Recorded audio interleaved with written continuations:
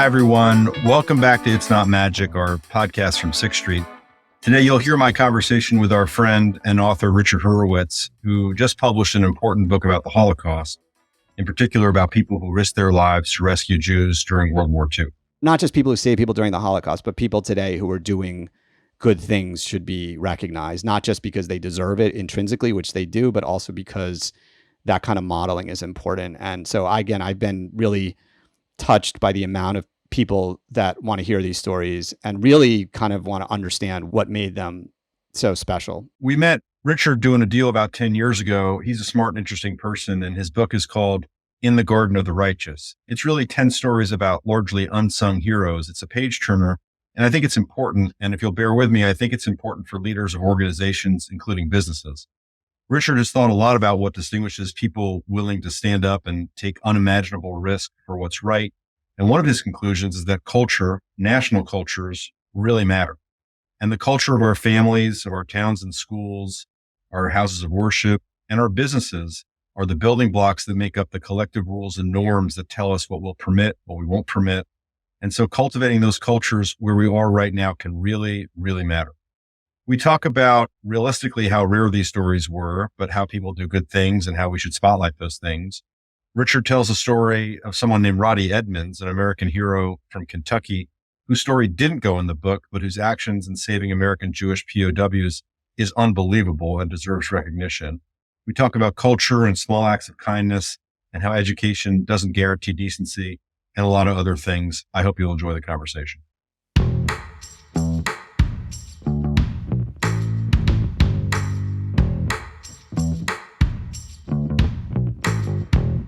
Hi, Richard. Thanks for joining us. It's great to have you here. Thanks for having me. It's a pleasure. I think your book is a great book. I think it's really well written. I want to talk about how you did that. I also think it's a really important book. I would love you to start by telling one of the stories that I've heard you talk on other interviews about Gino Bartoli, and I think it's a fantastic story about a really interesting character. Can you tell us who he was? Sure. So the book is about stories of rescue during World War II of Jews and other people who were being hunted by the Nazis. And it focuses on 10 different stories, and pretty much what I've learned is it's a very undercovered area of history, not just in World War II, but even among people who focused on the Holocaust. And so there are many people like Bartoli who had these extraordinary stories that are just completely unknown. Now, he was not a unknown figure. In fact, he was definitely the most famous athlete in Italy. He was a cyclist, probably the most famous athlete in Europe at the time, certainly one of them. And he won the Tour de France in 1938. And, just to contextualize this, I mean, cycling, it's still a big European sport, but at the time there was like cycling mad, particularly in Italy. And if anyone's ever seen the movie, The Bicycle Thieves, that continued for a long time. And so he was this very famous celebrity. I mean, I try to maybe the right comparison to somebody like a LeBron James. And sports were also extraordinarily important to Mussolini and his regime, the fascists. And so they had been on quite a. He had a famous quote where he said, "I want to turn Italy from a nation of mandolin players to a nation of warriors and athletes." And so sports was a big part of what he was doing, both in schools, and he liked to portray himself as a sportsman, but also for the professional athletes. And so at that time, Primo Carnero was the heavyweight champion of the world. He dedicated his championship to Mussolini in the Olympics, which were held in Los Angeles. Italy came in second in medal count. They hosted the World Cup the year before Bartoli won the Tour de France. And so everybody dedicated their victory to Mussolini. Bartoli didn't do that. This is in 1938, right before World War II broke out. And he was a devout Catholic, and the only other sort of institution in Italy that had any kind of counterweight to the fascists was actually the church. The church is very complicated, which we can talk about. But when he won the Tour de France, he actually went to a church in Paris and dedicated it to Mary. And when he returned, it was not lost on the fascists. And I've seen his police file, and he was sort of kind of shunned and made into this sort of. They said they gave instructions to the press, just cover his whatever he's doing in cycling, but don't cover anything else about him, and try to downplay Bartoli. So he was already on the crosshairs of the regime. When World War II broke out, he was drafted like most people, and he ended up actually serving as a bicycle messenger So that the idea was he could stay in shape, and the guy that he reported to was a cycling fan. So, and Bartley did a couple of things. He hid a family of Jews in the basement of a building he owned kind of next to his house in Florence. He was Florentine. And he also hid a Jew and a Romani, because they were also persecuted as well and victims of the Holocaust, in his bicycle shop. And he did this throughout the war. And, at any time, this was quite a dangerous thing to do. At one point, he was actually interrogated. But then maybe even more interesting is he became part of something called the Assisi Underground, which is, I think, not that well known, but it was a pretty wide clandestine network in the north of Italy that was spearheaded by the Catholic Church. And this is fascinating because what was going on was they were hiding Jews particularly in Assisi, but all over, in convents and monasteries. There'd never been a Jew who had lived in Assisi, and yet now they were being hidden in the cloisters as well as partisans and other people on the run. And, critically important to this was false identity papers. And so Bartley would put the fake papers that were counterfeited in his bicycle. And if he was really the only person in Italy at that time who not only had an excuse to be out in his uniform with his name on the back, biking for hundreds of miles a day in training, he also had the physical ability to do that. So he could actually Right. bike from Florence to Genova in one day. So he was bringing these papers and intelligence around, and he was kind of hiding in plain sight. So there are all these stories of him being stopped at checkpoints, and he would say things like, my bike is perfectly calibrated.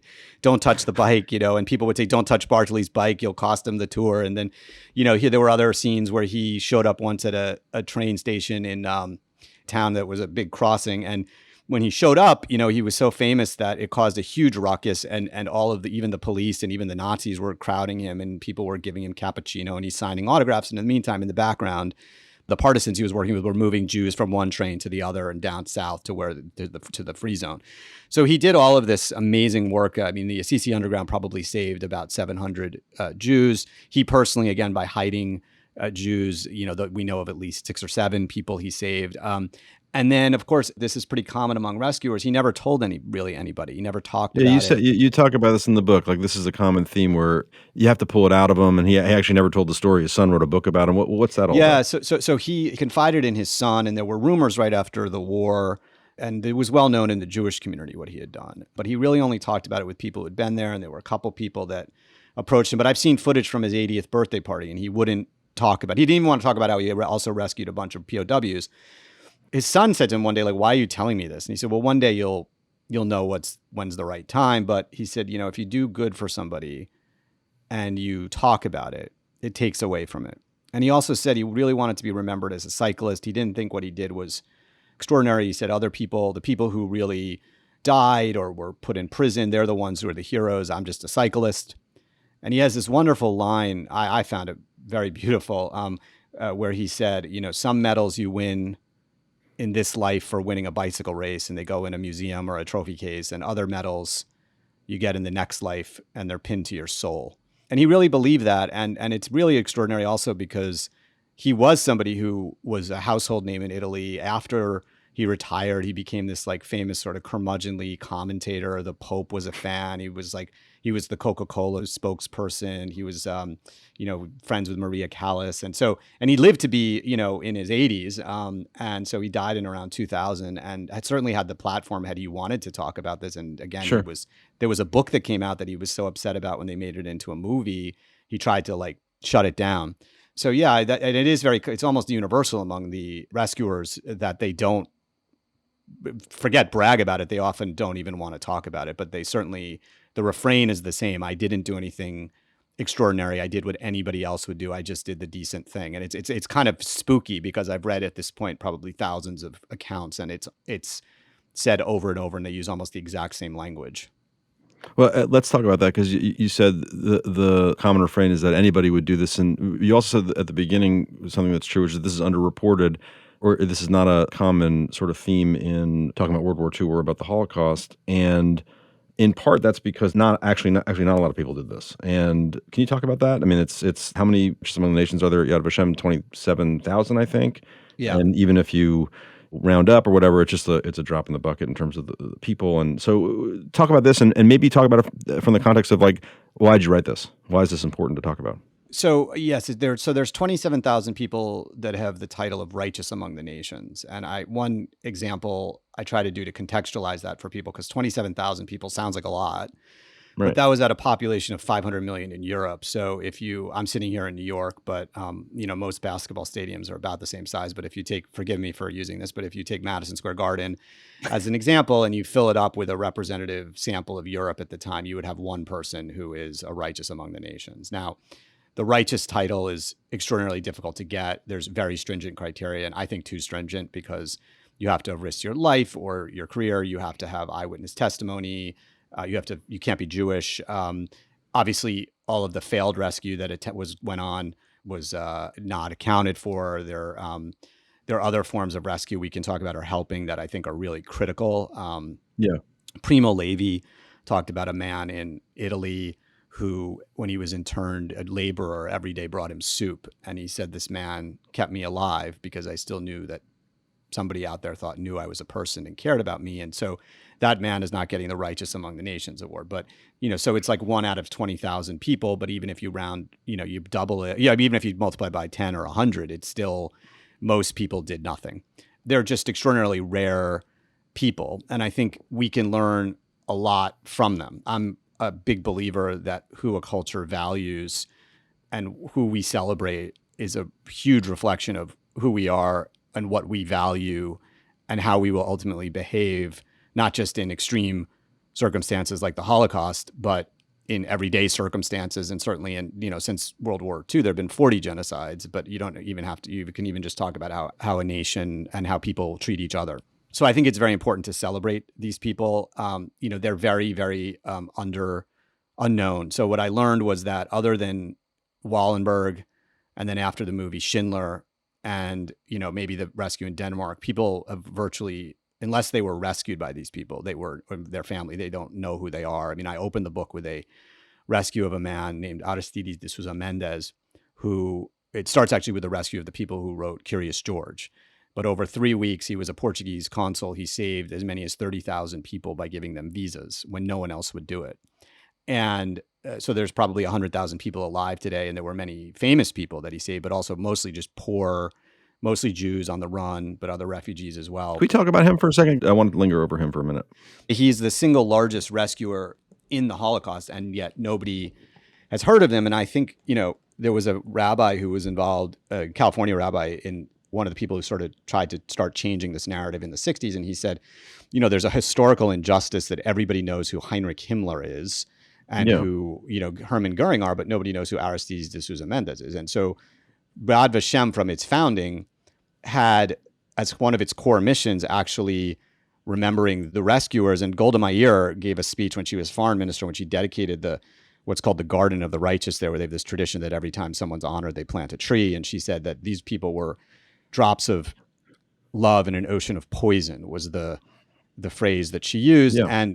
And so I think as anybody of goodwill owes it to them, because these are some of the most heroic people in world history who rose to the occasion at the worst time in world history, when most people either were standing by or collaborating or worse. And we need to know their stories for many reasons. And there are many reasons why they were overlooked and all of that. So you reconstruct him for Aristides de Sousa Mendes, who he's a very relatable character. You reconstruct this moment where he's in the consulate in Bordeaux, right? In the Portuguese consulate. And he's got all these people lining up outside, and they're desperate. They know what's coming, and they think they know what's coming, and they need to get out.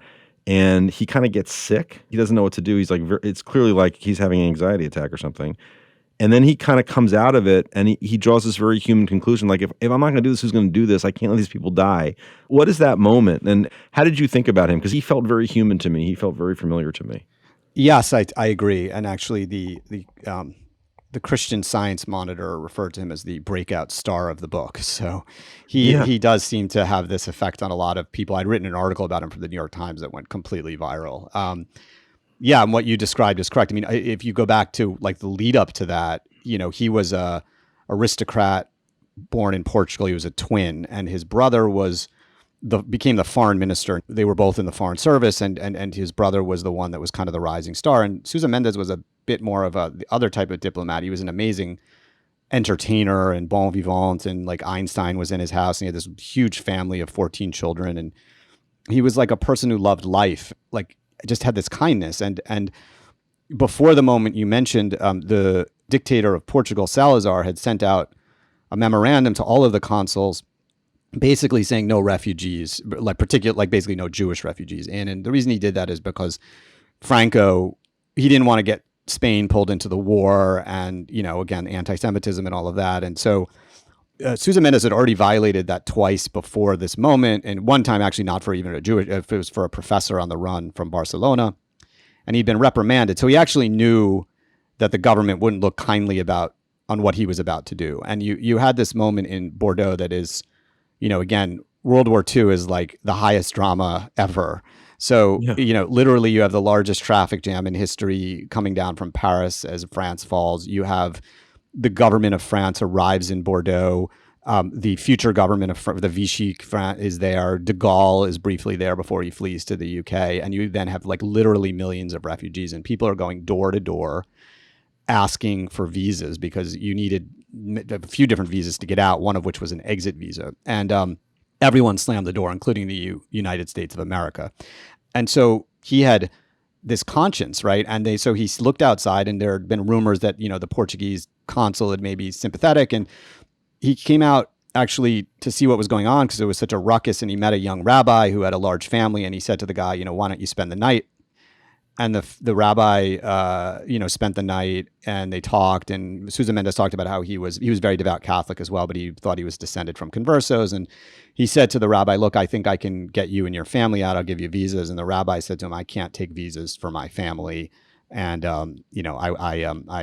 what about all the other Jews out on the street? That wouldn't be right." And again, like when I wrote this book, like there are all these moments where you're like, what would you have done? And there's an example. Yeah. I mean, I would have taken the visa. I'll tell you that right now, but he didn't. And so Sousa Mendes was struck by this, and he did have this moment. And I actually have seen the letter he wrote to his brother where he said, "I think I'm having a nervous breakdown." And he had sent his two oldest sons were there and his nephew. And so there were, they all wrote about this, that he literally like took to his bed and was very tortured. And then he dramatically got up and said to his family what you said. And then he said, I would rather stand with God against man than with man against God.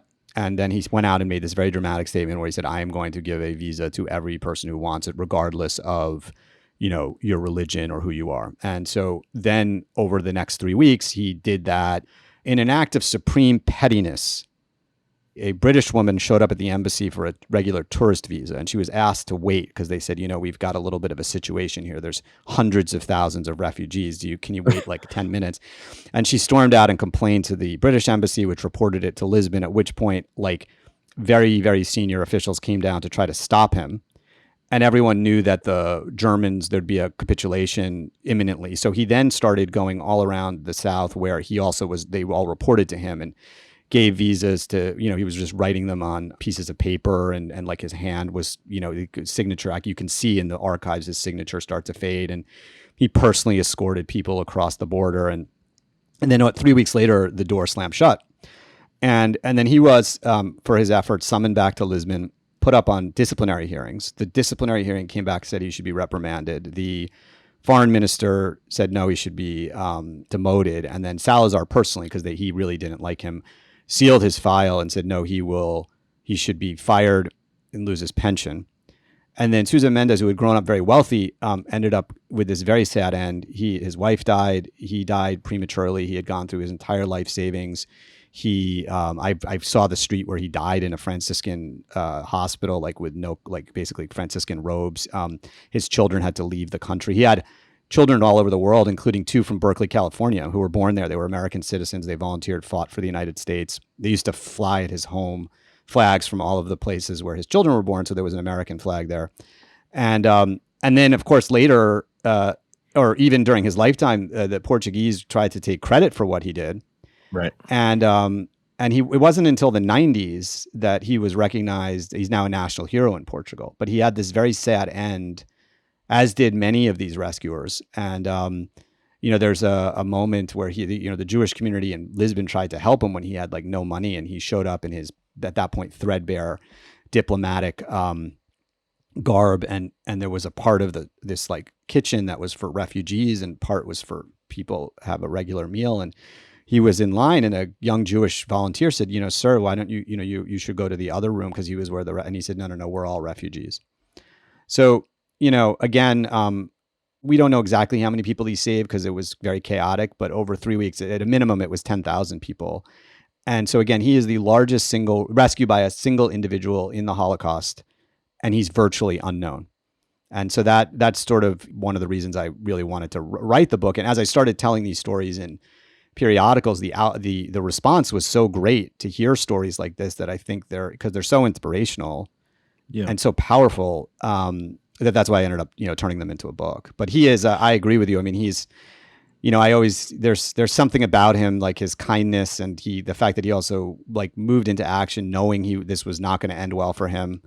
Talked about how he knew he was going to be punished, and in fact he was, and his life was ruined for basically he just had a breakdown because he had a humanitarian instinct, and he couldn't stand the suffering, because literally he had people were showing up. I mean, they're like children were showing up having seen their parents like murdered by the Luftwaffe, strafing the people fleeing with machine gun fire. It's unimaginable scenes, and it touched him. Yeah. Let's talk about culture, because and you and I've had this conversation a little bit. At first, I was a little shy about kind of linking World War II, the Holocaust, and trivializing those massive tragedies that words don't really work to describe, and talking about it on a business podcast, right? And talking about organizational culture and a lot of things that we talk about in our business and that we've talked about with other guests in very different contexts. But I'm less shy about that, especially right now as we talk about culture on university campuses, college campuses post October 7th, as we're talking about anti-Semitism, which is just unfortunately directly on point, because our kind of regional cultures, our national cultures, they're components of just all the individual cultures that we have.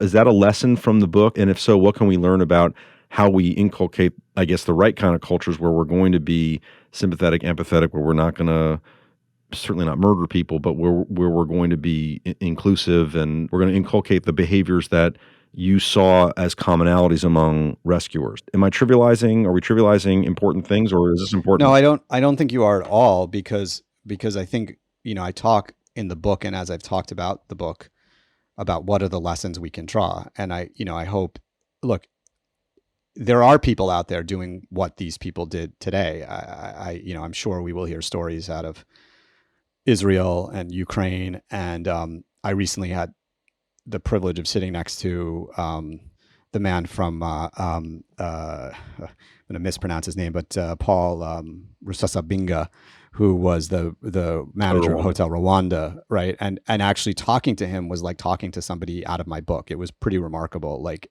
all of the characteristics that these people that I've noticed pattern recognition he had. But I think there's also very important lessons to understand about what makes a culture, broadly speaking, the term is used, altruistic. And there actually has been, I think, in our country and in other countries, particularly in the West, a desire for organizations like businesses or not NGOs or certainly schools to be mission driven and altruistic. And employees want that and customers want that. I think we've gone down the wrong road, but I think there's a lot of lessons to learn. And I think that's a really admirable goal. So I don't know. I don't think it's trivializing. That's why I mentioned the story of the soup, or the man in Denmark who was one of these amazing rescuers. And he said, we were the tip of the spear. We risked our lives. In our country, like, people would look the other way. The further east you went, the worse it went. And I think it's really important, by the way, also not to judge people, because, the punishment in a place like Holland for helping Jews was prison. In Poland, they would kill you and your family.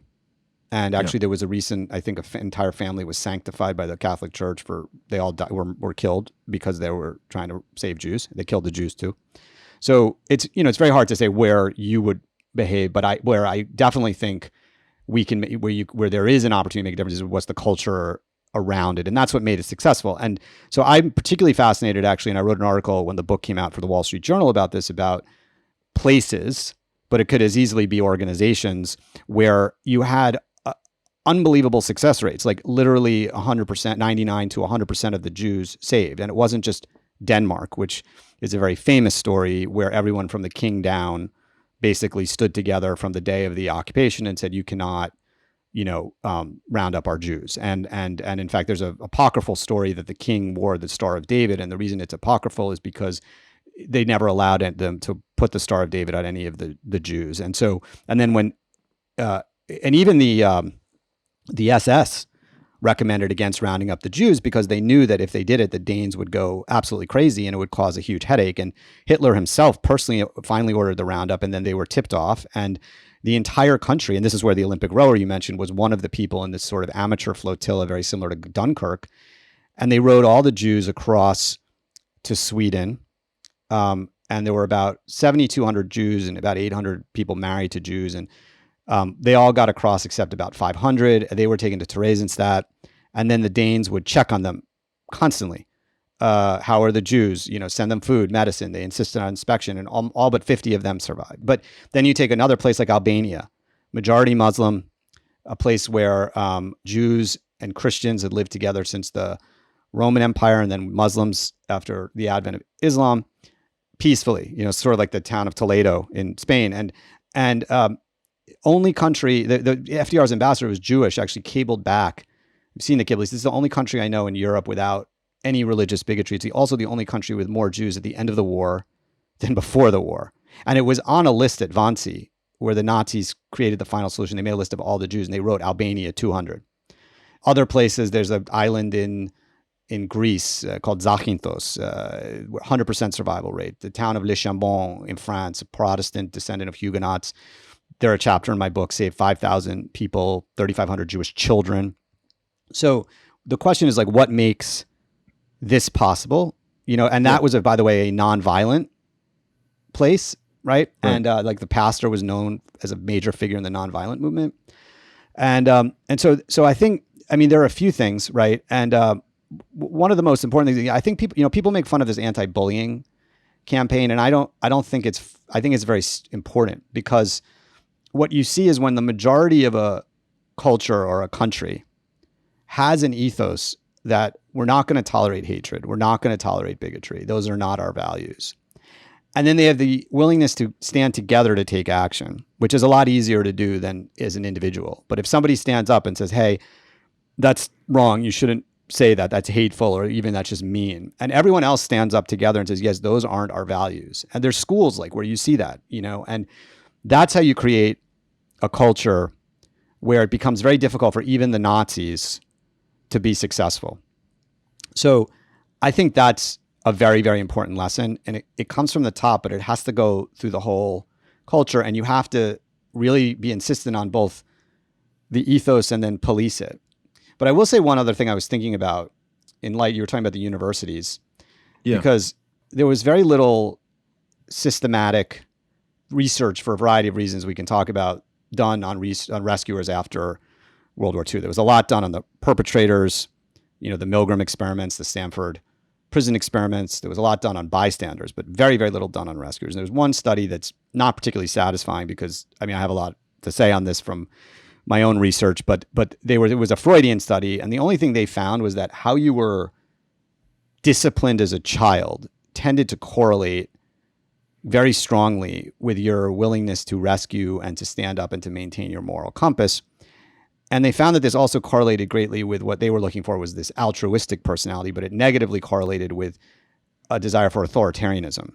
And one thing I found was interesting is the discipline that was loving and explained and transparent and commensurate was almost every rescuer experienced that in their home.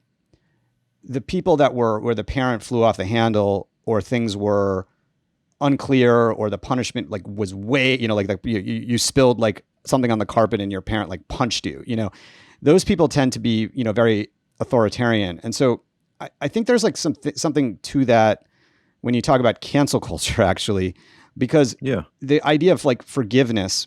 So obviously when you have a bad apple or somebody does something that's objectively terrible, sexual assault, whatever, that needs to be punished and it needs to be addressed. And I do think due process is important, but it needs to be addressed. But the idea that like sort of anonymously somebody can be canceled for something slight, like that actually is a very authoritarian impulse and doesn't actually, I think, help with even when people are well-meaning in what they're trying to do. So this idea, because again, like everything goes back to early childhood and how you are treated and the original culture you grow up in, which is your home.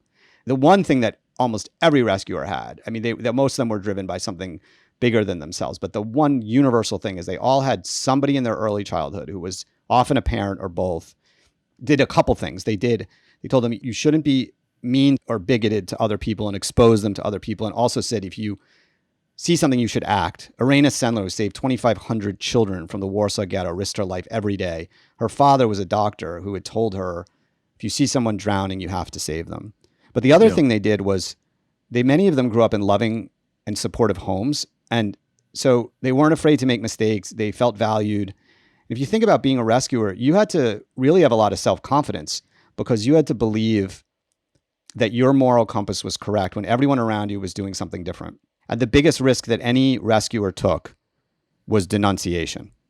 So the most rescues failed and failed with, fatal results because of somebody turned you in for spite or bigotry or often for small amounts of money or because they wanted your house. Yeah, I mean, this is your point about like make no mistake, I would have taken the visas you said, and that no one knows what they would be like, but statistically, I would have done the same, right? But the point is that if you have these cultures where but I might look the other way if someone were being brave, right? And we can all do that. That kind of matters, yeah. And also the other thing that matters, because you read Holocaust survivor testimony, I mentioned Primo Levi, but many survivors talk about that somebody who let them stay the night in their barn or gave them a cup of coffee or even just smiled at them because they knew they were on the run and just gave them like hope. Those people literally years later, they would talk about them and how that gave them the power and the stamina and the ability to survive. And I think like, you don't know what someone's day is like. Right. And so when you show some small act of kindness, you can actually have a major impact without realizing it.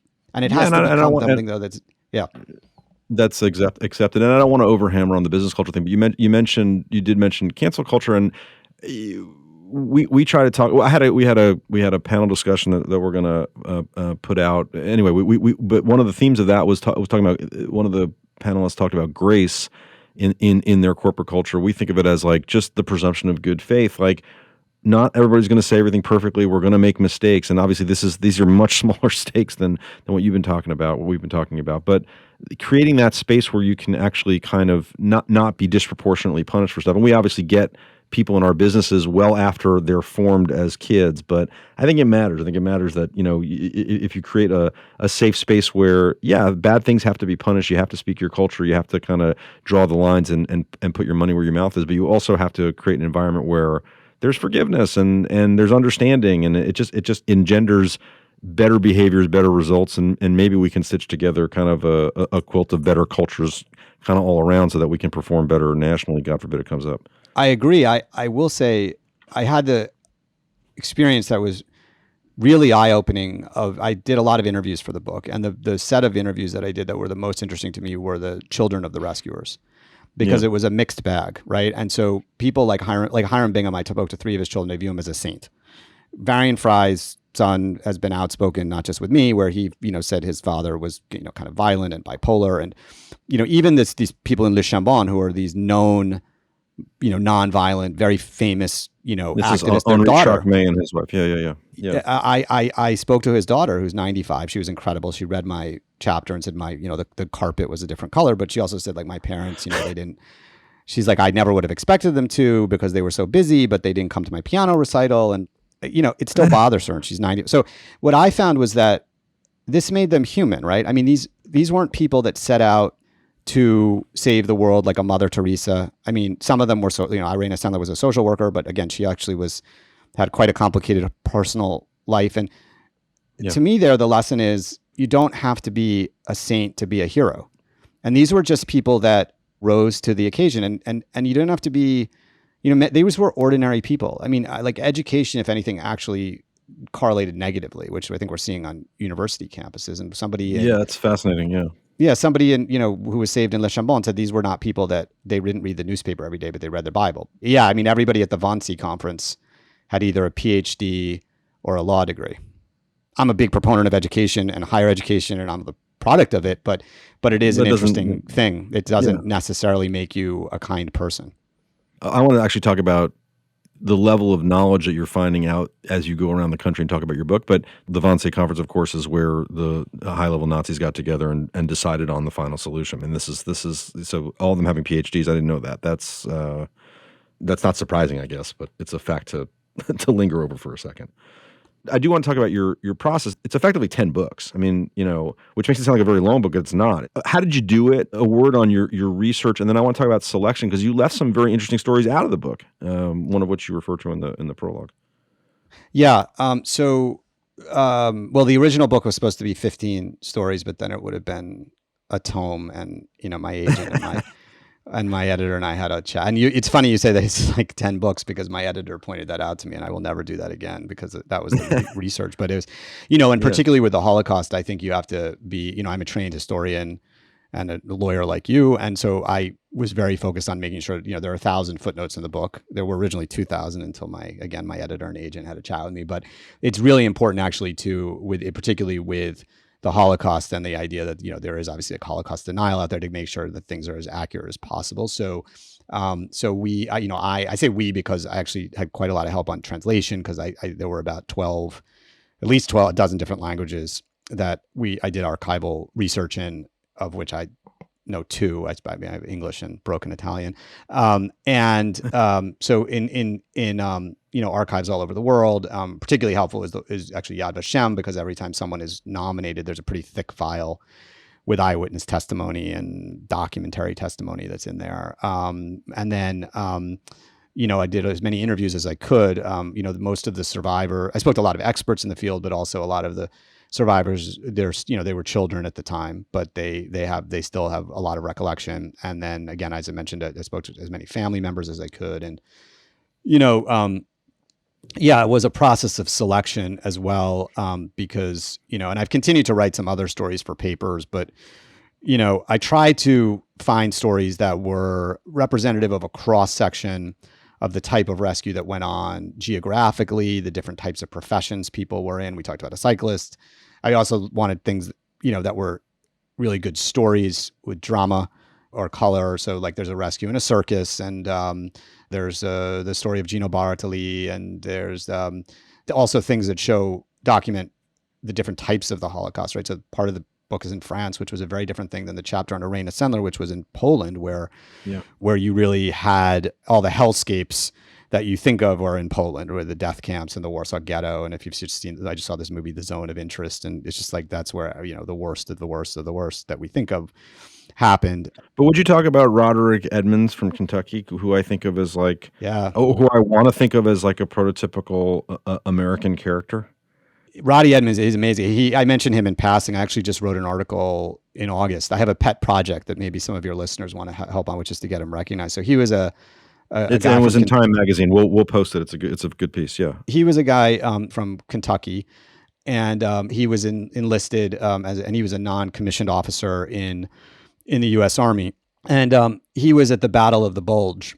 He was a master sergeant, and he was part of a group of 20,000 American soldiers that were sent to reinforce what was called the Siegfried Line, and they were captured. Their commander surrendered, but this was towards the end of the war, and they were put into POW camps by the Nazis. And I didn't know this, but the Nazis actually rounded up American Jewish soldiers, and they would send them east to labor camps, and they would disappear them. And on a U.S. dog tag, actually, it would say there was the letter H, which meant for Hebrew, and it was there not because it was there in case someone was killed, they know how to bury them, but all the Jewish soldiers were getting rid of their dog tags. And so the Nazis were really looking for them.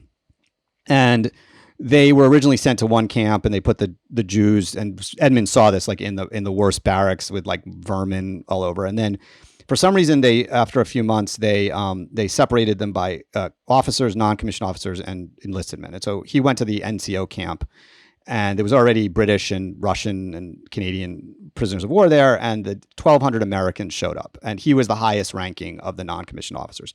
200 of the 1,200 were Jewish. And the first night it came over the loudspeaker from the commandant. He said, all Jews report out in front of the barracks in the morning. And Edmonds, who, by the way, I suspect had never met a Jew until he was in the U.S. Army, called everyone together and he said, we're all going out. So the next morning they went out in formation. He was at the head, and there were a lot of eyewitnesses because pretty much everyone survived. And the commandant came storming over to him and he said, these people cannot all be Jews. And Edmonds looked at him and he said, we're all Jews here.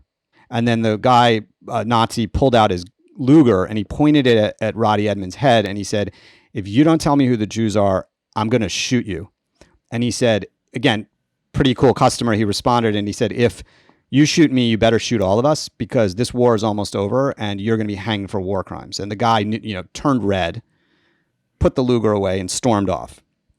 And so he saved, again, 200 Jewish soldiers, Americans. And he also then, there was a whole separate story about how he actually ended up getting the Americans liberated before anyone else because he refused to allow them to get pushed east when the Allies arrived. But anyway, he comes back to the United States, tells nobody this story, and dies with nobody knowing it. And then years later, his granddaughter, his son is a pastor, and his granddaughter was doing a school project.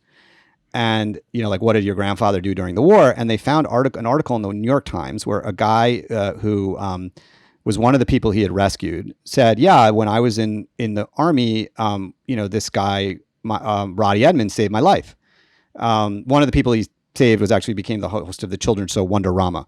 But that was that was how they found out the story. And then the son sort of started track down people that had been there. And so he was honored as a righteous among the nations. He's the 5th American, only one for saving American Jews. And so he received the medal.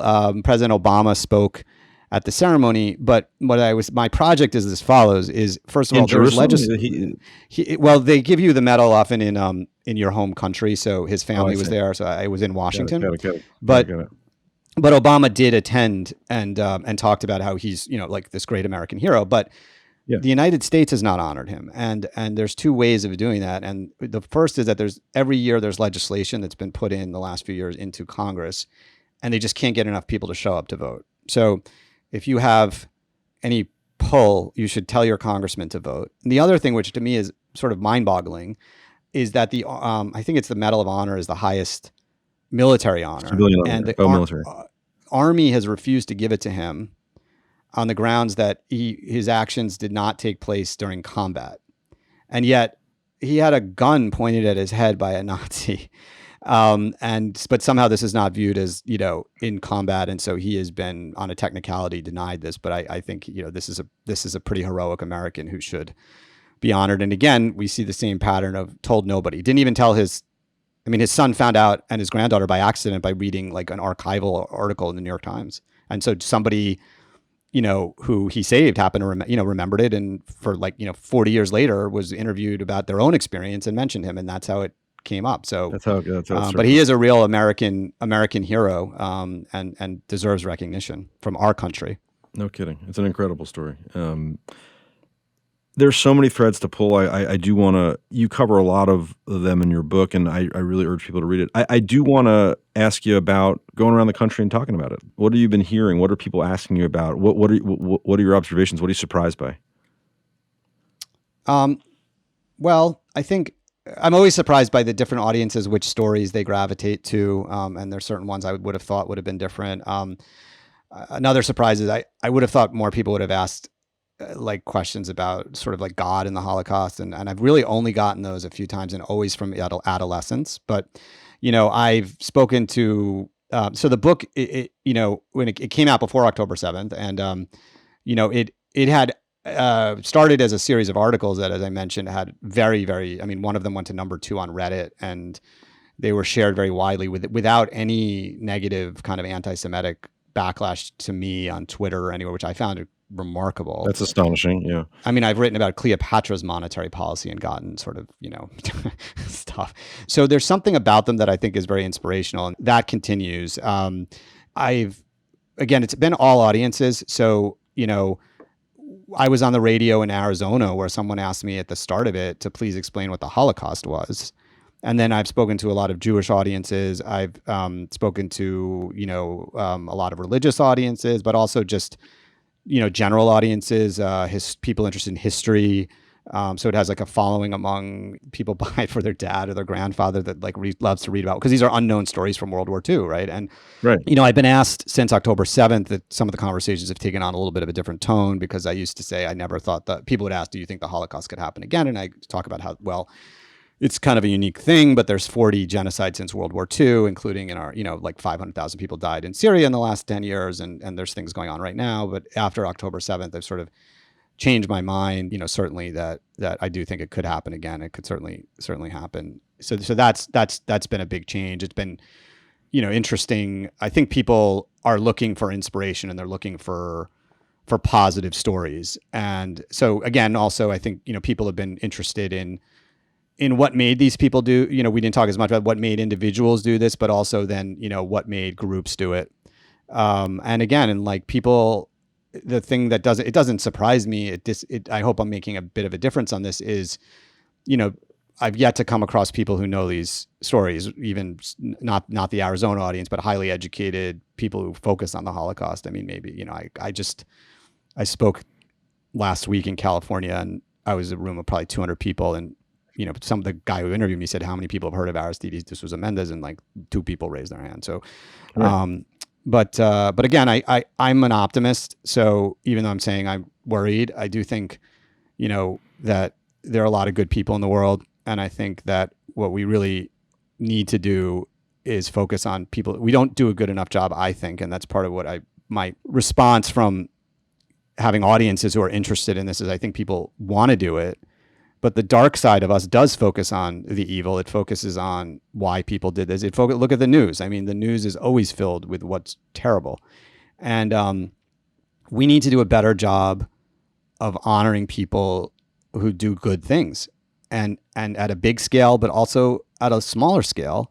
And we need to like teach children that that's what we should aspire to. I brought Abe Foxman, who is the head of the ADL, who's been a mentor to me on this book, to my daughter's school. And you could hear a pin drop. And he said, at the end of the day, is it more important to touch somebody's life, or to how much money you have, or how many followers you have on Instagram, or whatever? And many people want to feel that way. And we need to tap into that. Like, there is goodness in people, and we need to, and again, it's, as you point out, it's like a building blocks, right? You start with people, and then families, and then organizations, and then countries.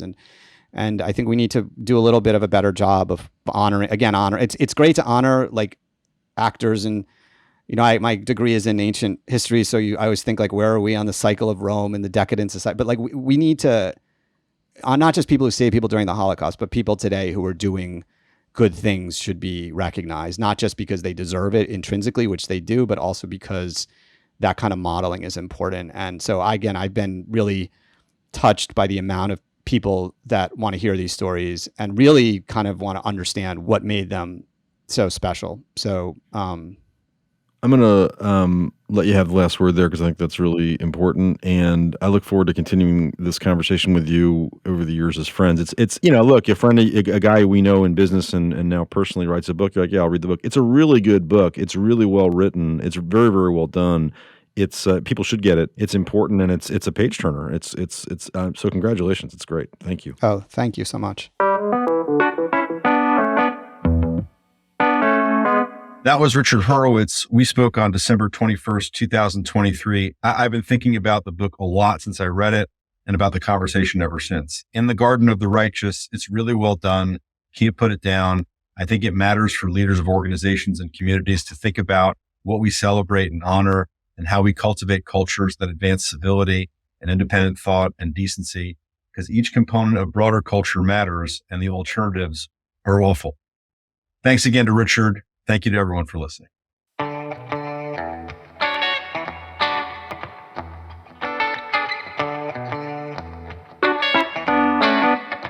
You've been listening to It's Not Magic, a Sixth Street podcast. You can read more about our guests on sixthstreet.com and subscribe wherever you get your podcasts. If you enjoyed today's podcast, please share it. And follow it at Sixth Street News on Twitter for more news on the show and our firm. Thanks to Sixth Street's production team, Patrick Clifford and Ritvi Shah, putting this together with sound engineering by Stephen Colon. Our theme song is It's Not Magic, an original creation by Patrick Dyer Wolf. Once again, I'm David Stiepleman. Thanks for listening. The views expressed in this podcast are not necessarily those of Sixth Street, and Sixth Street is not providing any investing, financial, economic, legal, accounting, or tax advice or recommendations in this podcast. Please see additional disclosures on our website for more details.